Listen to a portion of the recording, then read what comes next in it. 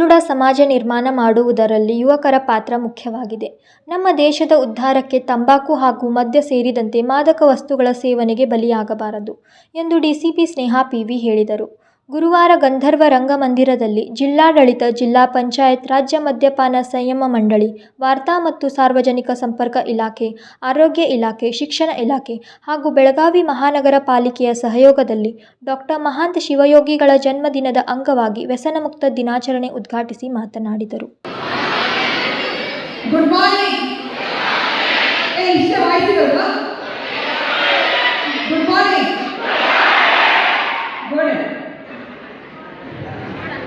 ಈಗ ನೀವೆಲ್ಲ ಸ್ವಲ್ಪ ಶಾಂತರಾಗಿ ಕಿವಿನ ನನ್ನ ಕಡೆ ಕೇಳಿಸ್ಕೊಳ್ಳೋದಿದ್ರೆ ನಾನು ಒಂದೆರಡು ಮಾತಾಡೋಕ್ಕೆ ಇಷ್ಟಪಡ್ತೇನೆ. ಈ ದಿನ ವ್ಯಸನಮುಕ್ತ ದಿನಾಚರಣೆ ಅಂತ ಹೇಳಿ ನಿಮ್ಮನ್ನ ಸ್ಕೂಲ್ಗಳಿಂದ ಇಲ್ಲಿ ಕರ್ಕೊಂಡು ಬಂದಿದ್ದಾರೆ. ಜಿಲ್ಲಾಡಳಿತ ಹಾಗೂ ಎಲ್ಲ ಇಲಾಖೆಗಳ ಸಹಯೋಗದಲ್ಲಿ ಇದನ್ನ ಮಾಡ್ತಾ ಇದ್ದೀವಿ.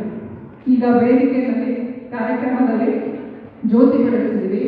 ವೇದಿಕೆ ಮೇಲೆ ಕನ್ನಡ ಮತ್ತು ಸಂಸ್ಕೃತಿ ಇಲಾಖೆಯವರ ವಿದ್ಯಾವತಿ ಭಜನೇಂದ್ರಿಯವರು, ನನ್ನ ಗೆಳತಿ ಹಾಗೂ ಗುರುರಾಜ್ ಕಡಬು ಸರ್ ಅವರು, ಇನ್ಫಾರ್ಮೇಷನ್ ಆಫೀಸರ್, ಹಾಗೆಯೇ ಬೆನ್ಸನ್ ಸ್ಮಿತ್ ಕಾಲೇಜಿಂದ ಆಗಮಿಸುವಂಥ ಉಪನ್ಯಾಸಕರು ಹಾಗೂ ಇಲ್ಲಿ ನೆರೆದಿರುವ ಎಲ್ಲ ಹಿರಿಯರೇ ಹಾಗೂ ಎಲ್ಲ ವಿದ್ಯಾರ್ಥಿಗಳೇ,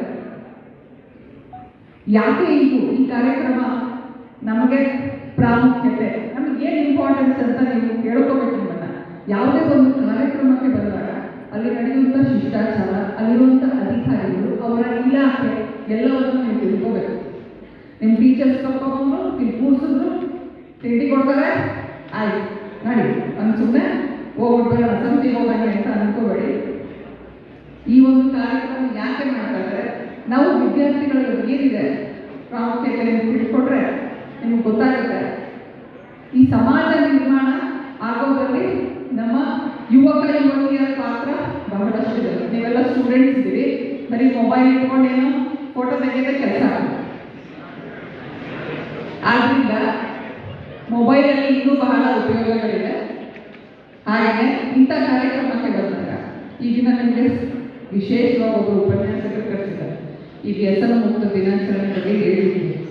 ವ್ಯಸನ ಮುಕ್ತ ದಿನಾಚರಣೆ ಒಂದು ದಿನ ಅಲ್ಲ, ನಮ್ಮ ದೇಶದ ಉದ್ಧಾರಕ್ಕೆ ಯಾವುದೇ ವ್ಯಸನಗಳಿರ್ಬೋದು, ಮದ್ಯಪಾನ ಇರ್ಬೋದು, ತಂಬಾಕು ಸೇವನೆ ಇರ್ಬೋದು, ಇದನ್ನೆಲ್ಲ ನಾವು ತ್ಯಜಿಸ್ಬೇಕು. ಯಾಕೆ ತ್ಯಜಿಸ್ಬೇಕು?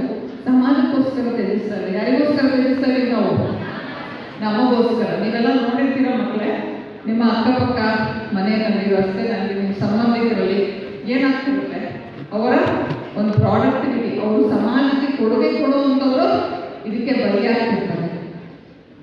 ಇದು ಆರೋಗ್ಯದ ಮೇಲೆ ಪರಿಣಾಮ ಬೀಳುತ್ತೆ, ನಮ್ಮ ಸಮಾಜದಲ್ಲೇ ಉನ್ನತಿಗೆ ಅದ್ರ ಮೇಲೂ ಪರಿಣಾಮ ಬೀಳುತ್ತೆ. ಅದಕ್ಕೆ ನಿಮ್ಮನ್ನೆಲ್ಲ ಯಾಕೆ ಚೂಸ್ ಮಾಡಿದ್ದಾರೆ ಅಂದರೆ ಮಕ್ಕಳಿಗೆ ಹೇಳಬೇಕು ಈ ವ್ಯಸನದಿಂದ ಏನಾಗುತ್ತೆ. ಬರೀ ಆರೋಗ್ಯ, ಸಮಾಜದ ಆರೋಗ್ಯವೂ ಕೂಡ ಇದರಿಂದ ಹಾಳಾಗುತ್ತೆ. ಬರೀ ಗಂಡಸರಂತಲ್ಲ, ಬರೀ ಹೆಂಗಸರಂತಲ್ಲ, ನಿಮಗೆ ಗೊತ್ತಿರ್ಬೋದು. ಈಗ ಹೇಳಿದ್ರು ಗುರುನಾಥ್ ಸರ್, ಈ ಸ್ವಾಮೀಜಿ ಏನು ಹೇಳಿದ್ರೆ, ಮಹಾಂತೇಶ್, ಡಾಕ್ಟರ್ ಮಹಾಂತ ಶಿವಯೋಗಿ ಅವರು ಬಾಗಲಕೋಟೆನಲ್ಲಿ ಏನು ಮಾಡಿದ್ರು ಅಂತ ಆ ಸಂತನಿಗೆ ತಿಳಿದಿದೆ. ಏನಂತ, ಈ ವ್ಯಸನಗಳಿಂದ ನಮ್ಮ ಸಮಾಜ ಉದ್ಧಾರ ಆಗಲ್ಲ ಅಂತ ಅವರು ಜೋಳಿಗೆ ಇಟ್ಕೊಂಡು ಎಲ್ಲರ ಮನೆಗೂ ಹೋಗಿ ಸಾಮಾಜಿಕ ಕ್ರಾಂತಿ ಮಾಡಿದ್ರು. ಯಾರಿಗೋಸ್ಕರ ಕ್ರಾಂತಿ ಮಾಡಿದ್ರು? ಸಮಾಜ ಸರಿಯಾಗಲಿ. ನಿಮ್ಮ ಅಕ್ಕಪಕ್ಕದ ಮನೆಯಲ್ಲಿ ಕೂತ್ಕೊಂಡು ರೋಡಲ್ಲಿ ಬಿದ್ದಿರ್ತಾರಲ್ಲ, ಇಷ್ಟ ಆಗ್ತದೆ ನಿಮ್ಗೆ, ಅವರು ಬೇಜಾರಾಗುತ್ತಲ್ಲ. ಮನೆಯಲ್ಲಿ ಯಾರೋ ನಿಮ್ಮ ಮನೆಯಲ್ಲೇ ಯಾರೋ ಒಬ್ರು ಇದ್ದಾಗ ನಿಮ್ಮದು ಎಷ್ಟು ಪೇನ್ ಆಗುತ್ತೆ. ಮನೆಯಲ್ಲಿ ಒಬ್ಬ ಯಜಮಾನ ಇರ್ಬೋದು, ಯಜಮಾನಿ ಇರ್ಬೋದು, ಕುಡಿತಕ್ಕೆ ಬಲಿಯಾದರೆ ಆ ಮನೆಯಲ್ಲಿ ಶಾಂತಿ ಇರಲ್ಲ, ಯಾವಾಗಲೂ ಜಗಳ ಆಗುತ್ತೆ. ನಾವು ಪೊಲೀಸ್ ಹೇಳ್ತೀವಿ, ಎಷ್ಟೊಂದು ಕ್ರೈಮ್ಸ್, ಅಪರಾಧಗಳು ಕುಡಿತದ ನಂತರ ಜರುತ್ತೆ.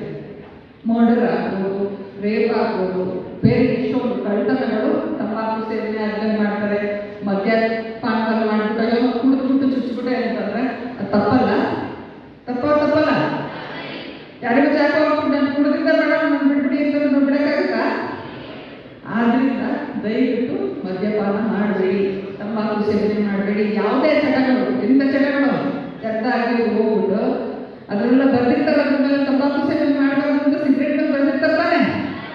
ನೀ ವಿಡಿಯೋ ಮಾಡ್ತೀನಿ, ರೀಲ್ಸ್ ಮಾಡ್ತೀನಿ ಅಂತ ತಂಬಾಕು ಸೇವನೆ ಮಾಡಿದ್ರೆ ಅದು ನಿನ್ನ ಹಾಳು ಮಾಡುತ್ತೆ. ಬೇರೆ ಯಾರು ಪಕ್ಕದ ಮನೆ ನೀವು ಬೆಸ್ಟ್ ಫ್ರೆಂಡ್ ಹಾಳಾಗ್ತಾರೆ, ಇಲ್ಲ ನಮ್ಮ ಮದ್ಯಪಾನ ಅಥವಾ ಚಟಗಳಿಂದ ಹೋಗುವಂಥದ್ದು. ಮತ್ತೆ ನಾವು ಈಗ ಹೊಸದಾಗಿ ನೋಡ್ತಿದ್ದೀವಿ, ಈ ವೈಟ್ನರ್ ಅಂತ ಬರುತ್ತೆ, ವೈಟ್ನರ್ ಹಾಕ್ತಿರಲ್ಲ ತಿದ್ಲಿಕ್ಕೆ, ಅದ್ರದ್ದು ಸುವಾಸನೆ ತಗೊಳ್ಳುವಂಥದ್ದು ಚಟ ಮಾಡ್ಕೋತಾರೆ. ಟಾನಿಕ್ಸು, ಸೊ ತಂಬಾಕು ಸೇವನೆ ಮಾಡೋದು. ನನ್ನ ಫ್ರೆಂಡ್ ಅಲ್ಲೆಲ್ಲ ಕುಡಿತಾ ಮತ್ತೆ ಭಾನುವಾರ ಹೋಗಿ ನದಿ ತೀರ್ದಲ್ಲಿ ನದಿ ತುಂಬ ಇಲ್ಲಿ ಹೋಗಿ ಕುಡಿಯೋಣ ಕುತ್ಕೊಂಡು ಕರೀತಾರೆ, ಅರ್ಥ ಆಯ್ತಾ? ಅಂಥದಕ್ಕೆಲ್ಲ ಕೇಳಲ್ಲ. ನಿಮ್ಮ ಸುತ್ತಮುತ್ತ ಇರುವಂಥ ಗೆಳೆಯರು ನಿಮ್ಮ ಭವಿಷ್ಯ ಅದರಿಂದಲೇ ಹುಡುಕ್ತಾರೆ.